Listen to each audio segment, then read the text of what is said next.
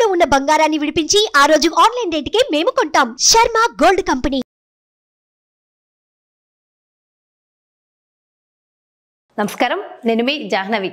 మన సనాతన ధర్మం ప్రకారం మనకి ప్రతినిత్యం కూడా అనేక రకాల సందేహాలు ఉంటూ ఉంటాయి కదా. సో దాన్ని సైంటిఫిక్గా శాస్త్రోక్తంగా కూడా నివృత్తి చేసి దానికి సంబంధించిన సమాధానాలు వింటూ ఉంటే మనకు కలిగే ఊరటే వేరు కదా. మరి అలాంటి సమాధానాలన్నీ కూడా చెప్పడానికి మనతో ఉన్నారు ప్రముఖ జ్యోతిష్య వాస్తు పండితులు, ప్రముఖ ఆధ్యాత్మికవేత్త మన ప్రదీప్ జోషి గురువు గారు. మాట్లాడేద్దాం. నమస్కారం గురుగారు. శ్రీమాత్రే నమః. గురుగారు, ముఖ్యంగా ఇప్పుడు అమావాస్య, ఆ రోజు ఏం చేయడం వల్ల అందరికీ మంచి జరుగుతుందంట? శ్రీ గురుభ్యో నమః.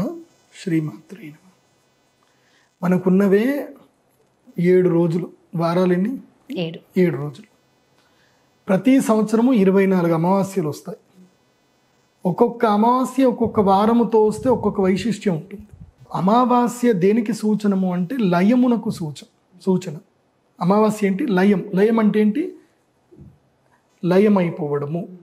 లయమైపోవడం అంటే మిక్స్ అయిపోవడం, యోగమునకు సూచన. ఎట్లాగంటే మనకి సూర్యుడు ఉదయిస్తూ ఉంటాడు. సూర్యుడిని మనం చూస్తే అమావాస్య రోజు చంద్రుడు ఎక్కడ ఉంటాడు? మరి సూర్యుడితోటే ఉంటాడు. సూర్యుడు చంద్రుడు ఇద్దరు ఒకే కక్షలో ఉంటారు. మనకి చంద్రుడు కనబడు. అమావాస్యలో చంద్రుడు కనిపిస్తాడా? కనబడు. ఎక్కడ ఉంటాడు మరి చంద్రుడు అంటే? సూర్యుడితోటి పాటే ఉంటాడు. మనకి మాత్రం మన కంటికి కనబడు. ఎందుకోసం అంటే సూర్యుడి యొక్క కిరణాలు ఇలా పడతా ఉంటే చంద్రబింబం వచ్చేసి ఇక్కడ అడ్డుగా ఉంటుంది. అడ్డుగా ఉన్నప్పుడు కిరణాలని ఇక్కడ పడతాయి కాబట్టి భూవాసులకు చంద్రుడు కనబడు. ఎందుకోసం అంటే ఇక్కడ మొత్తం కూడా కంప్లీట్గా కిరణాలు ఇక్కడే పడతాయి. సో అమావాస్య రోజు ఏం జరిగినట్టు? సూర్యుడి లోపల చంద్రుడు లయమైనట్టు, లీనమైనట్టు మళ్ళీ బయటకు వచ్చేస్తాడు. తర్వాత అప్పుడు ప్రతిపద అయిపోతుంది. సూర్యాస్తమం అయిన తర్వాత ఏం జరుగుతుంది అంటే అప్పుడు మనకి పశ్చిమ వైపు చంద్రుడు కనిపిస్తాడు. అర్ధచంద్రకారంలో కనిపిస్తాడు. సో అమావాస్య అర్థం ఏంటంటే లయము, లీనము అని అర్థం. చంద్రుడు మనఃకారకుడు, సూర్యుడు ఆత్మకారకుడు. మనస్సు ఆత్మలో లీనమైపోయింది అని అర్థం. అంటే మన ఆలోచనలు, మన యొక్క మానసిక బాధలు, దుఃఖములన్నీ కూడా లయమైపోయే రోజుది. అది మనకి ప్రాక్టికల్గా మనకి 2 ఖగోళాలు చూపిస్తున్నాయి. అంటే ఏ మనిషికి జీవితంలో ఎంత బాధ ఉన్నా, ఎంత కష్టం ఉన్నా, అంటే నెగిటివిటీ విపరీతంగా ఉంటుంది కదా. అంటే శత్రువులు విపరీతంగా బాధ పెడతా ఉంటారు, ఏదో ఒకటి జరుగుతూ ఉంటుంది. వాటన్నిటి నుంచి, బాధల నుంచి బయటకు రావాలంటే ఒక రోజు కావాలి. జ్యోతిష్ శాస్త్రం చెప్తుంది అది ఏ రోజు అని అంటే అమావాస్య. విపరీతంగా కష్టాలు ఉన్నటువంటి వాళ్ళు, విపరీతంగా దుఃఖాలు, అప్పుల బాధలు, ఏ కష్టం ఉన్నా సరే వాటిని తొలగించుకోవాలంటే అమావాస్య ఒక్కటి అది బ్రహ్మాస్త్రంలాగా పనిచేస్తుంది. ఇది మనకి ఎవరు చెప్పారు తెలుసా? రావణాసురుడు చెప్పాడు ఈ విషయం. రావణాసురుడు బ్రహ్మ. ఆయన రావణ బ్రహ్మ. రావణ సంహిత అనే గ్రంథంలో చెప్పాడు ఆయన. అమావాస్య రోజు ఎవరైతే గనక నదీ స్నానము చేస్తారో, చాలా సింపుల్ టెక్నిక్, చాలా సింపుల్ చెప్తున్నా. అమావాస్య రోజు నదీ స్నానం చేసి అక్కడనే మట్టితో శివలింగం తయారు చేసి ఇన్ని నువ్వులు తీసుకొని శివలింగం మీద నువ్వులు వేసి నీళ్లతో అభిషేకం చేసి ఆ శివలింగాన్ని చేతిలో పెట్టుకొని సూర్యుడికి అభిముఖంగా నమస్కారం చేసుకొని ఆ శివుడిని ఆ నీళ్ళలో కలిపేయాలి. అంతే, సింపుల్ రెమెడీ. ₹1 ఖర్చు లేదు, నువ్వుల ఖర్చుకి అంతకుమించి ఏం లేదు. Simple remedy. ప్రతి అమావాస్య ఇది చెయ్యాలి. ప్రతి అమావాస్య ఏం చేయాలి అని అంటే నువ్వులు వేసుకొని, చేతిలో నువ్వులు పట్టుకొని పితృదేవతలకు తర్పణం వదలాలి. పితృదేవతలకు తర్పణం వదిలితే పితృదేవతలు మనకి శక్తిని ఇస్తారు. మనకి దేవతలు మన మాట వినకపోవచ్చు, కానీ మన పితృదేవతలు అయితే మన మాట వింటారు. ఎందుకోసం అంటే వాళ్ళ వంశాన్ని ఉద్ధారం చేసేది వీడే కాబట్టి పితృదేవతలు వింటారు. అందుకోసమని అమావాస్య రోజు శివుడికి నువ్వులతో అభిషేకం చేయడము, నువ్వులు నీళ్లు కలిపి అభిషేకం చేయడము, నదీ స్నానము చేయడము చాలా గొప్పది. అమావాస్య అంటే ఓన్లీ పురుషులు మాత్రమే, స్త్రీ పురుషులు ఇద్దరు అందరూ ఎవరికి భేదం ఏం లేదంటే అందరూ స్నానం చేయొచ్చు, అందరూ శివుడికి పూజ చేయొచ్చు. పితృతర్పణాలు చేయాలి అమావాస్య రోజు. సూర్యుడికి నమస్కారం చేసి చక్కగా స్నానము చేసి తర్పణములన్నీ కూడా వదిలి తర్వాత చపాతీలు చేయాలి. చపాతీలు అంటే తల్లి తండ్రి ఉన్నటువంటి వాళ్ళేమో స్క్వేర్లో చపాతీలు చేయాలి. స్క్వేర్లో స్క్వేర్ లేకపోతే ట్రయాంగిల్లో తల్లిదండ్రులు ఉన్నవాళ్ళు. తల్లిదండ్రి లేనటువంటి వాళ్ళు ఏం చేయాలంటే రౌండ్ షేప్లో చపాతీలు చేయాలి. లేని వాళ్ళు అంటే తండ్రి లేకపోయినా లేదంటే తల్లి లేకపోయినా ఏ ఒక్కరు లేకపోయినా కూడా స్క్వేర్లో చపాతీలు చేయాలి. ఏదైనా ఒక పుణ్యక్షేత్రం దగ్గరికి వెళ్ళిపోయి నీకు వివాహం అయి ఉంటే నువ్వు నీ భార్య ఇద్దరు కూడా కూర్చొని ఆ క్షేత్రంలో ఇంత గోధుమ పిండి తీసుకొని చక్కగా నీళ్లు పోసి ఇద్దరు భార్యాభర్తలు కలిసి ఇద్దరు కూడా ఏం చేయాలంటే చపాతీలు చేయాలి. చపాతీలు చేసి ఏం చేయాలి, అక్కడ ఉండేటువంటి పేదవాళ్ళందరూ కూడా వాటికి భోజనం పెట్టాలి. వాళ్ళకి గోధుమ పిండితో చేసిన చపాతీలు భోజనం పెట్టాలి. శివుడికి నైవేద్యం చూపించాలి. అయ్యా శివయ్య నీ దయ అని చెప్పాలి. అందరికీ కడుపు నిండా భోజనం పెట్టాలి. లేదా అన్నము వండాలి. అన్నము వండి అందరికీ భోజనం పెట్టాలి. అమావాస్య రోజు నువ్వు ఎంతమందికి అయితే దావాగ్ని అంటే కడుపులో ఉండేటువంటి జఠరాగ్ని ఎంతమందికి నువ్వు ఉపశమనం చేస్తావో నీకు పితృదేవతలు అంత సుఖంగా అంత సంతోషించి వాళ్ళు నిన్ను అనుగ్రహిస్తారు. నువ్వు ఎవరికి అన్నం పెట్టావు అనేది అనవసరం. వాళ్ళకి క్యాస్ట్ క్రీచర్ ఏది లేదు.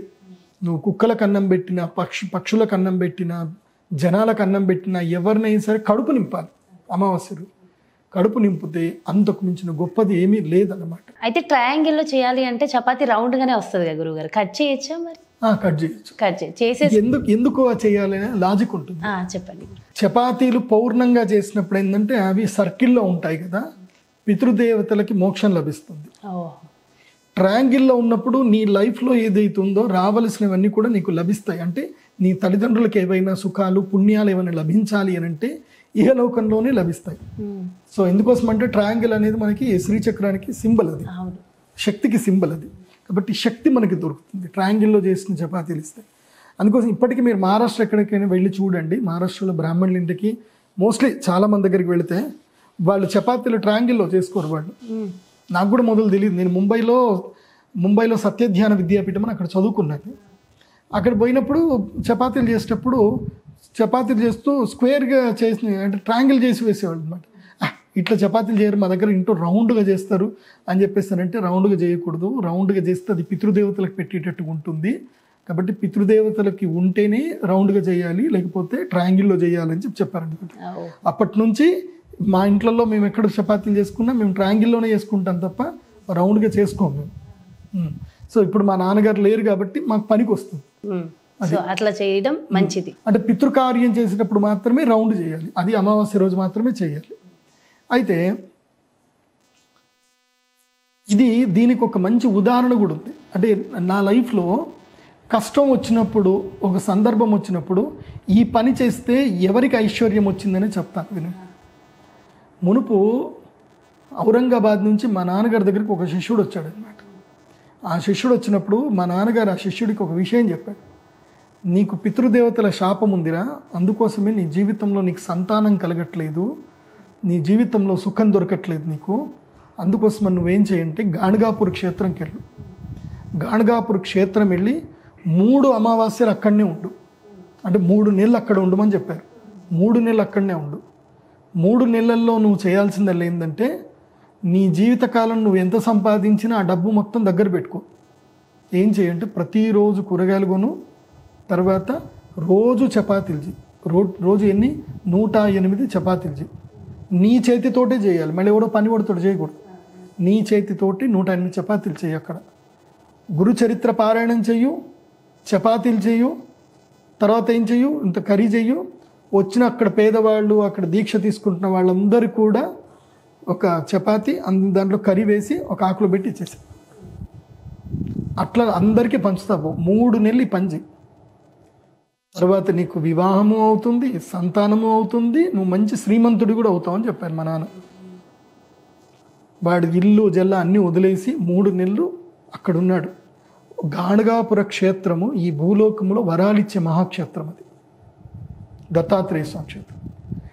నీ జీవితంలో నువ్వు ఎవడో దగ్గర ఎన్ని సంవత్సరాలు పనిచేసినా నీకు వేస్ట్. గాణగాపురం వెళ్ళి 3 నెలల పాటు అక్కడ దీక్షగా ఉండి గురుచరిత్ర పారాయణ చేసి ఆ క్షేత్ర ప్రదక్షిణ ఒక్కసారి చేసినా చాలు.